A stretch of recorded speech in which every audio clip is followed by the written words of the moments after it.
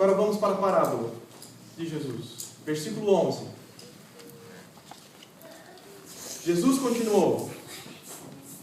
Certo homem tinha 2 filhos. O mais moço deles disse ao pai: Pai, dá-me a parte dos bens que me pertencem. E o pai repartiu os bens entre os 2.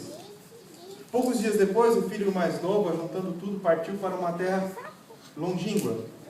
E ali desperdiçou seus bens, vivendo uma vida dissoluta. Tendo ele gastado tudo, houve naquela terra uma grande fome, e começou a padecer necessidades. Então ele foi e se achegou a um dos cidadãos daquela terra, o qual mandou para seus campos a apacentar porcos. Ele desejava comer a comida dos porcos, mas ninguém lhe dava nada. Então, versículo 17, caindo em si, disse: Quantos trabalhadores do meu pai têm abundância de pão, e eu aqui pereço de fome? Levantar-me-ei e irei ter com meu pai, e dir-lhe-ei: Pai, pequei contra o céu e contra ti. Já não sou digno de ser chamado teu filho. Faze-me como um dos teus trabalhadores. Então, levantando-se, foi para o seu pai. Quando ainda estava longe, viu o seu pai e se moveu de íntima compaixão. E correndo, lançou-se-lhe ao pescoço e o beijou. O filho lhe disse: Pai, pequei contra o céu e perante ti. Já não sou digno de ser chamado teu filho. Versículo 22. Mas o pai disse aos seus servos: Trazei depressa a melhor túnica e vestiu com ela, e ponde-lhe o anel no dedo, e sandálias nos pés. Trazei o bezerro cevado, e matai, comamos e nos alegremos. Versículo 24. Pois este meu filho estava morto e reviveu. Tinha se perdido e foi achado. E começaram-se a alegrar. O filho mais velho estava no campo, quando voltou e chegou perto da casa, ouviu a música e as danças. Chamando um dos criados, perguntou-lhe o que era aquilo. Ele respondeu: Veio teu irmão, e teu pai matou o bezerro cevado, porque o recebeu são e salvo. Mas ele se indignou, versículo 28. E não queria entrar. Então, saindo o pai, estava com ele. Mas ele respondeu ao seu pai: Olha, eu sirvo-te há tantos anos, sem nunca transmitir o teu mandamento, e nunca me deste um capítulo para me alegrar com os meus amigos. Vindo, porém, este teu filho, que desperdiçou os teus bens com prostitutas, tu mandaste matar para ele o bezerro cevado. Respondeu o pai: Filho, tu sempre estás comigo, e todas as minhas coisas são tuas. Último versículo 32. Mas era justo alegrarmos e folgarmos, porque este teu irmão estava morto e reviveu, estava perdido e foi achado. 2 grupos de pessoas: os pecadores e os fariseus, os santos, aqueles que guardavam a lei de Deus. 2 filhos. Conclusão óbvia: 2 grupos, 2 filhos. Cada filho representava um grupo. Cada filho representava um grupo. Os pecadores, qual filho representava? O mais novo, aquele que viveu uma vida de pecado. E os fariseus representavam quem? O filho mais velho. Recapitulando rapidamente, essa é uma parábola, talvez uma das mais incompreendidas na Bíblia. Nós colocamos o foco às vezes no filho mais novo ou no filho mais velho, mas Jesus quer nos mostrar algo diferente. O foco não são os filhos. Apesar do título que eu tenha colocado, o irmão mais velho, o foco não são os filhos. O foco é uma coisa diferente que Jesus quer mostrar a respeito do Pai. Recapitulando rapidamente os filhos, o filho mais novo, no versículo 12, diz ao pai: Me dá a parte que me pertence. Isso em nossa cultura ainda é válido. O filho só recebe a herança quando o pai morre. Ou seja, quando esse filho disse ao seu pai: Me dá a parte que me pertence, o que ele quis dizer? Eu gostaria que o senhor estivesse morto, mas como o senhor ainda não está, me dá logo o que me pertence e me deixa viver a vida que eu sempre quis. Dentro do povo de Israel, o filho mais velho recebe 1/3 de tudo e o resto é dividido entre os filhos. 2/3, desculpa. 2/3 de tudo e o resto é dividido. Não importa se tem 10 ou 5 ou 20 filhos. 2/3 do mais velho. O pai, na parábola, reparte igualmente. O filho então diz: Eu gostaria que você estivesse morto, mas você não está, me dá a parte que me pertence. Versículo 13 mostra que ele viveu uma vida de pecado. Nesse versículo não mostra qual tipo de pecado, mas diz que ele viveu uma vida dissoluta, uma vida em pecado. Logo no versículo 15, diz que ele gostaria de comer, e ele começou a trabalhar com porcos, ele gostaria de comer o que os porcos comiam. Há algo interessante nessa parte. Nós somos adventistas do sétimo dia. Nós cremos na Bíblia como um todo. Levíticos 11 diz para nós não comermos que tipo de alimento? Carne de porco, né? E tem outros alimentos também. Carne de porco, especificamente. Na cabeça de um judeu, há alguma coisa que seria muito humilhante para ele. Não muito, mas a coisa mais humilhante para um judeu, uma pessoa que estava ouvindo a Jesus falar, era trabalhar com porcos. E agora esse menino gostaria de comer o que os porcos comiam. O que Jesus quer dizer que esse filho foi tão longe, ele sofreu a maior das humilhações. Ele foi muito longe, a ponto de querer comer o que os porcos comiam. Se a parábola tivesse terminado aqui, quando os fariseus estavam ouvindo, essa parábola estaria perfeita. Porque o filho desafiou o pai, o filho pegou a parte que lhe pertencia, até mais do que lhe pertencia, viveu uma vida de pecado e agora ele estava sendo humilhado.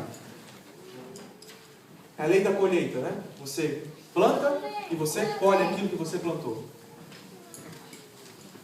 Com Deus não é assim. Graças a Deus não é assim. Ele foi tão longe, ele não merece mais perdão.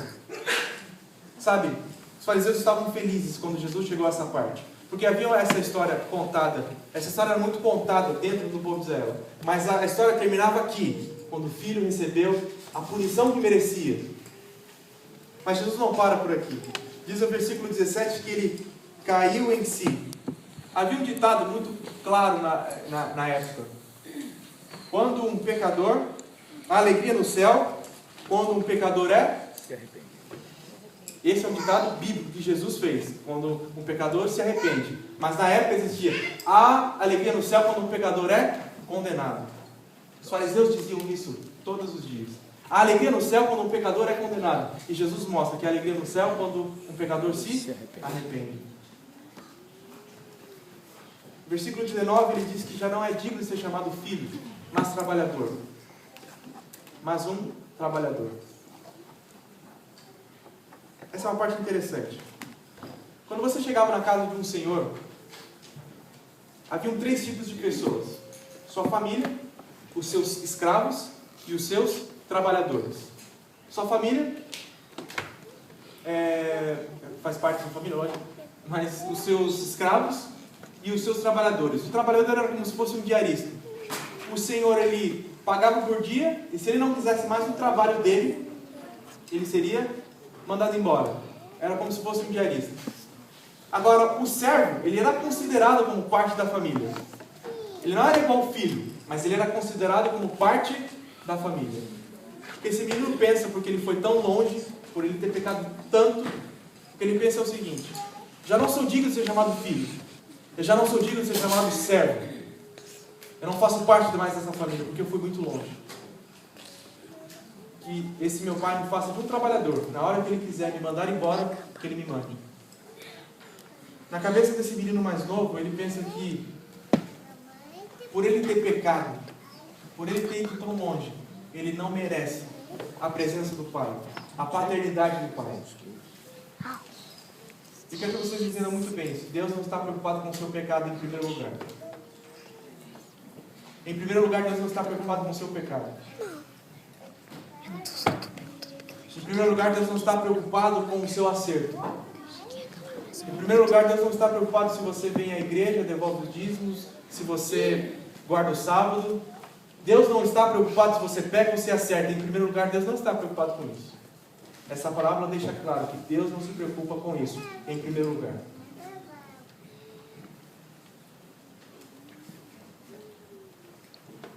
Após ele se encontrar com o pai, entra na parábola o filho mais velho. E esse filho mais velho é interessante, porque ele representa quem? Qual grupo? Os fariseus. Versículo 28 falando a respeito do filho, diz que ele se indignou. Ele se indignou. E ele não queria entrar na casa do pai. Versículo 29 diz que ele dizendo ao pai: Pai, eu guardo os seus mandamentos há tantos anos, você nunca me deu um cabrito para me alegrar, para fazer uma festa. Ele pensa porque por ele ter acertado, ele merece algo do pai. Um acha que por ter pecado não merece nada do pai. O outro acha que por ter acertado, ele merece. Eu guardo há tanto tempo os teus mandamentos. Tanto tempo eu guardo os teus mandamentos. Há tanto tempo.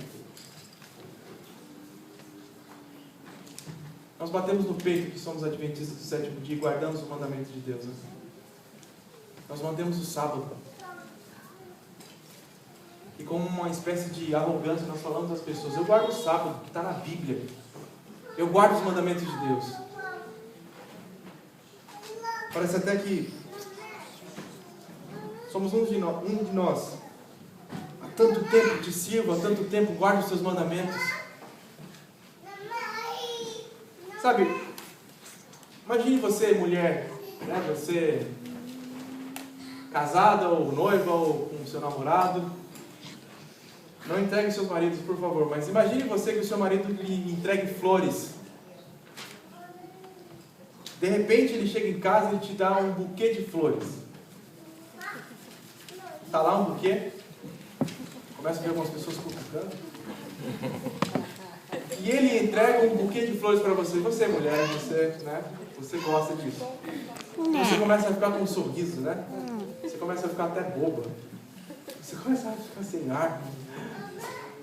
Flores para mim, você trouxe flores. Mozão, flores? Flores para mim? Imagine que a reação do seu marido. Você queria o quê? Eu sou teu marido. Você ia ficar feliz? Imagine que ele falasse: você queria o quê? Eu passei na banca, estava $5. Baratinho. Imagine que ele fale: olha, passei no cemitério, estava vindo, ninguém viu. Peguei e trouxe para você. Você ia gostar das flores? Como assim não? Ele trouxe flores para vocês. Mulher é uma coisa complicada. A gente faz as coisas, né? E elas reclamam. Imagine, por que você não ia gostar das flores? Sabe? A questão não são as flores, né? A questão se trouxesse um bilhetinho dizendo: amor, eu pensei em você todo dia, eu te amo. E se fosse de verdade, você ficaria feliz. A questão não são as flores, a questão é o motivo por trás das ações. Por que ele trouxe flores para mim? A grande questão não é o que nós fazemos a Deus, a grande questão é o porquê das coisas, o porquê, o motivo. Qual é o motivo de você guardar o sábado? Qual é o motivo de você estar aqui hoje, na casa de Deus? Qual é o motivo de você dar um estudo bíblico? Qual é o motivo de você pregar?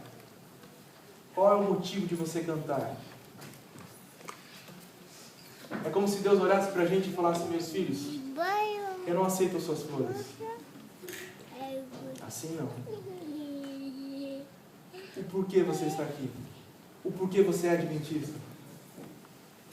Qual é o grande motivo por trás das suas ações?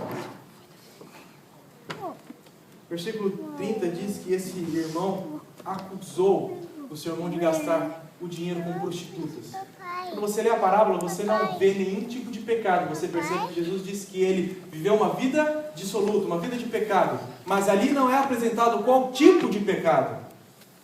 Mas esse irmão mais velho não o chama de irmão e ainda o acusa de alguns pecados. Ele gastou dinheiro com prostitutas.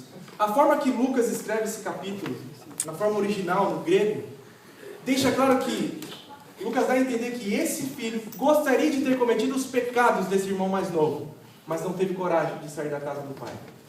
Ele gostaria de ter pecado, gostaria de ter pegado o seu dinheiro e ter ido viver uma vida dissoluta, mas ele não teve coragem.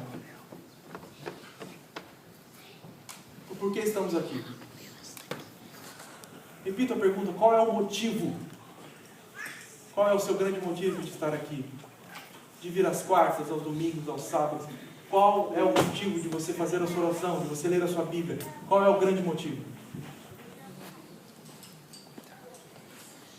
há uma concepção errada nesses dois filhos. O filho mais novo, por ter errado, acho que não deve ser mais chamado filho. E o filho mais novo, mais velho, por ter acertado, por ter mantido os mandamentos, ele deveria ganhar uma festa. E o pai não quer isso. A nossa vida espiritual não está baseada num comportamento. Se você pensa que é assim, você está sendo enganado. Nossa vida com Deus não é mantida em um comportamento, mas algo totalmente diferente. Quando eu fiz teologia em 2009, de 2007 a 2010, em 2009 eu estava no terceiro ano de teologia. E no terceiro ano nós, no segundo semestre, fazemos evangelismo. E todos os alunos do terceiro ano, eles se reúnem em grupos e eles vão para vários lugares do Brasil e até às vezes já vieram para cá, para os Estados Unidos. E eu fui para Brasília. Alguém aqui é de Brasília? Lá é diferente a forma dos endereços, né? É bloco 1, 2, 3, A, B, C, D. E São Paulo é por número e nome de rua. Então quando eu cheguei lá, eu fiquei meio perdido. E nós íamos fazer a conferência pública e nós íamos entrar em contato 3 vezes com as pessoas que iriam participar da conferência. Então eu chegava na casa das pessoas, fazia o convite, se ela aceitava, anotava o nome dela, o endereço. 2 semanas antes de começar a conferência, voltava na casa dela, entregava o convite e no dia passava para conversar com ela, para falar, é hoje à noite. Para que ela se sentisse mais à vontade. 3 vezes, né, um contato com a pessoa que estava levando ela para a programação da igreja. Só que, como eu disse, em Brasília é um pouco diferente, né? A, B, C, D, eu não estava acostumado. E minha letra, para quem me conhece, sabe que 5 minutos depois eu não sei o que eu escrevi. Eu oro para que Deus me revele. E eu fiquei assim, coloquei o nome da Maria, coloquei o endereço, cheguei na casa dela e em Brasília, onde eu estava estrutural, a cidade satélite, é muito perigoso. Muito perigoso mesmo. Uma mulher que eu estava estudando bíblico, o filho dela foi assassinado por tráfico de drogas, eu ouvia tiroteio, fui uma vez ameaçado até de morte, e era muito perigoso. E quando eu cheguei na casa dessa Maria, Patrícia é um menino de, não sei se eu devo falar a idade dele, de uns 8 anos. Ele saiu meio mal encarado. E aí, como eu já estava com medo da cidade, eu dei um passo para trás. De 8 anos, né? De marmanjo desse com medo de mim. E aí ele disse, o que foi? Eu, tudo bem? Ele, o que foi? Eu falei, a dona Maria está? Tem Maria aqui não. E já virou, né? Para ir voltar para casa. Eu falei, não, por favor, Maria tem certeza que não mora aqui? Eu falei, o que foi que você está falando comigo ainda? Eu falei que não tem Maria. Aí deu outro passo para trás. Falei, não tem Maria, você tem certeza? Não tem Maria, eu estou falando para você que não tem Maria. Poxa, eu já falei. E aí eu olhei o endereço, falei, deve ter cometido um erro, ou que a letra já não me ajuda, né? E ele indo embora, eu falei, você tem certeza que não tem Maria? Não tem Maria. Aí eu olhei o sobrenome, eu falei, Maria daqui. Aí ele, tá, é minha mãe. Minha mãe, eu vou chamar ela ali. E foi chamada. Quando ele chamou, eu já estava rindo, né? A mulher, o que foi? Eu falei, não, nada não. Aí eu entreguei o convite para ela e tal, e saí. Eu fiquei pensando, poxa, um menino de 8 anos não sabe o nome da mãe. Eu fiquei assim, como isso? Como uma criança não sabe o nome da própria mãe? E aí comecei a conversar com Deus, comecei a falar com Deus.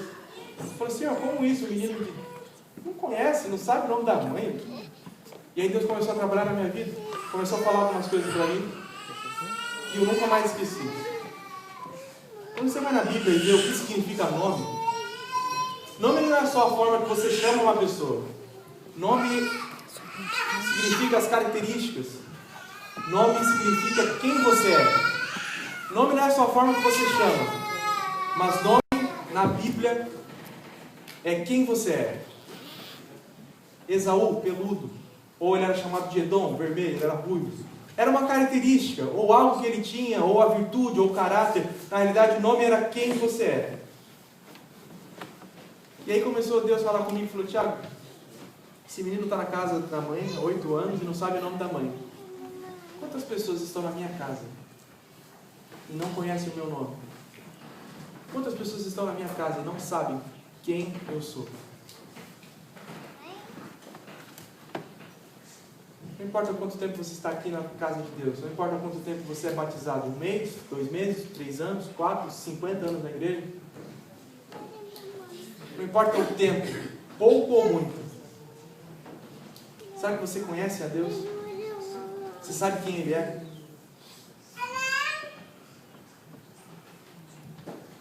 Esse pai, nessa parábola, é totalmente diferente. Esses filhos não conseguiam compreendê-lo. O pai não está preocupado com o comportamento, se você erra ou acerta em primeiro lugar. Esse pai, esse Deus, a quem nós servimos, está preocupado em um relacionamento verdadeiro. Esse Deus está preocupado em você se relacionar com Ele, em você ser o seu amigo, em você ser seu filho. Esse Deus está preocupado em primeiro lugar em você conhecê-lo, saber qual é o nome dele, quem ele é. Versículo 20, quando o pai entra novamente na história, diz que quando o filho ainda estava longe, ele viu o filho e se moveu de íntima compaixão. E ele correu ao encontro do filho. Ele o abraçou, ele o beijou. No versículo 22 diz que o pai coloca uma túnica no filho. Uma túnica representando, na época, representando honra. Filho, você ganhou a honra de volta, porque você voltou para a casa do pai e pediu perdão. Devolva a sua honra. Um anel representando, filho, aonde você estiver, você tem a minha autoridade, porque o anel representava isso. Aonde o filho estava com o anel do pai, representava que ele tinha a autoridade do pai. Filho, eu te devolvo a honra, eu te devolvo a sua autoridade como meu filho. E o mais interessante, eu te dou a sandália. Quando você chegava na casa de um pai, como eu disse, você tinha 3 grupos: a família, os servos e os trabalhadores. Os trabalhadores não faziam parte da família. Os servos faziam parte da família. Mas como diferenciar um servo, um escravo, de um filho? O filho andava calçado, com suas sandálias. O que esse pai quer dizer é o seguinte: meu filho, te devolvo a honra, te devolvo a autoridade. E não pense que você é um trabalhador ou um escravo. Você é meu filho. Você é meu filho. Eu te devolvo as sandálias. Você é meu filho. O pai não está preocupado com o comportamento, erro ou acerto. O pai quer que você entenda um relacionamento com Ele. Porque se você se relacionar com Deus, se você o conhecer como Deus Todo-Poderoso, como Pai e seu melhor amigo, a sua vida é transformada. A sua vida vai ser transformada. A santificação acontece em comunhão com Deus. Os pecados são deixados porque você tem a Deus como Pai e melhor amigo.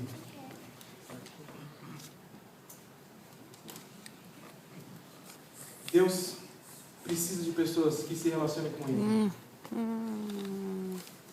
Deus precisa de pessoas que se relacionem com Ele. Deus está cansado de igrejas vazias e pessoas vazias.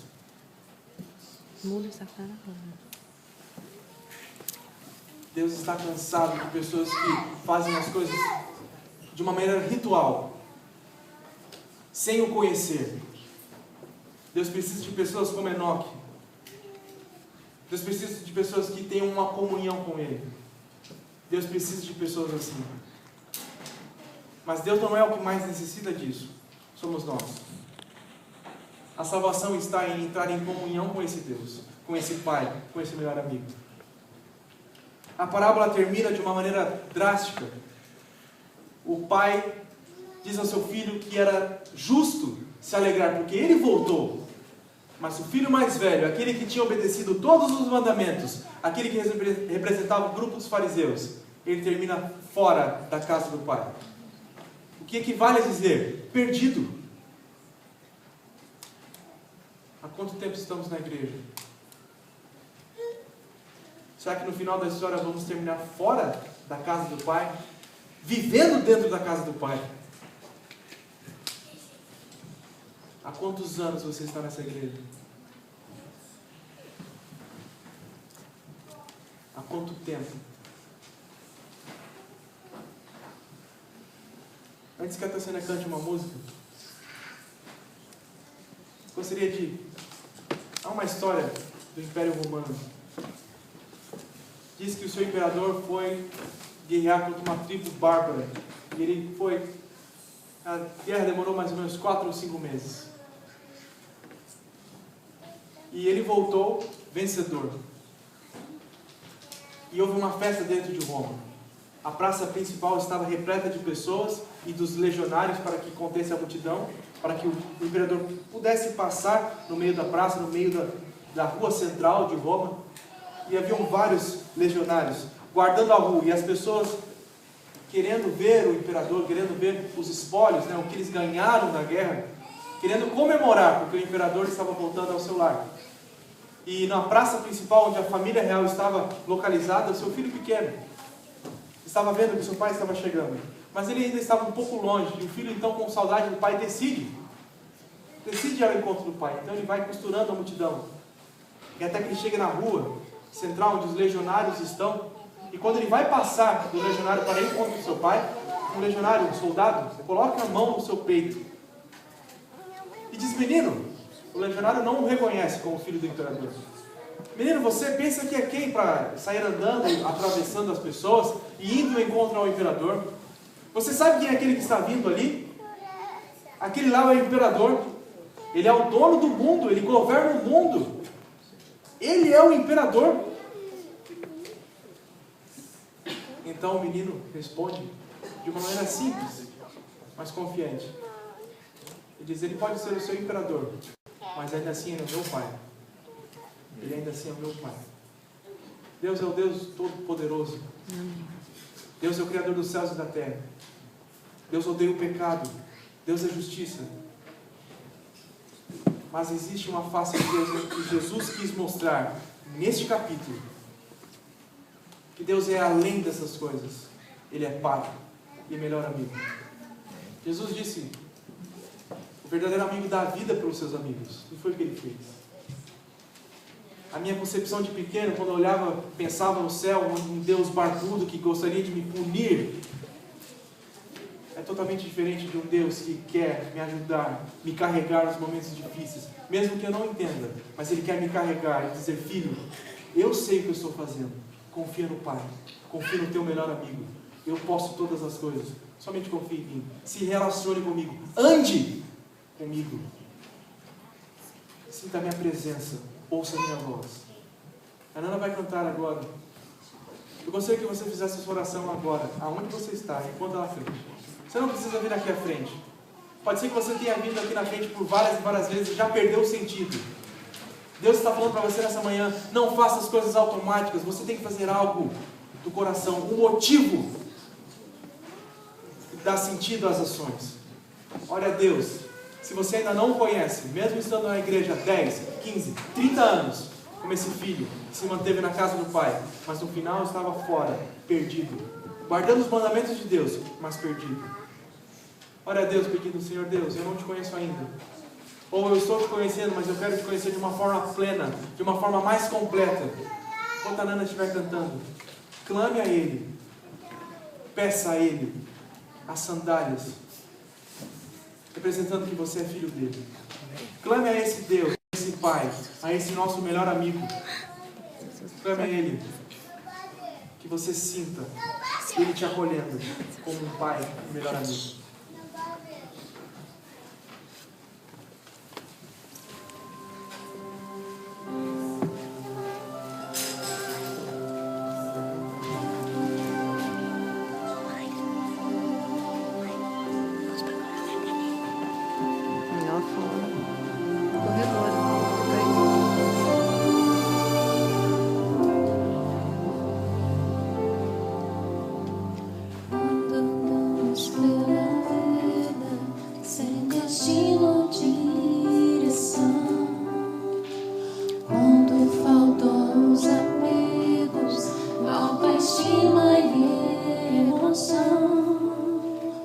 Deus nos chama.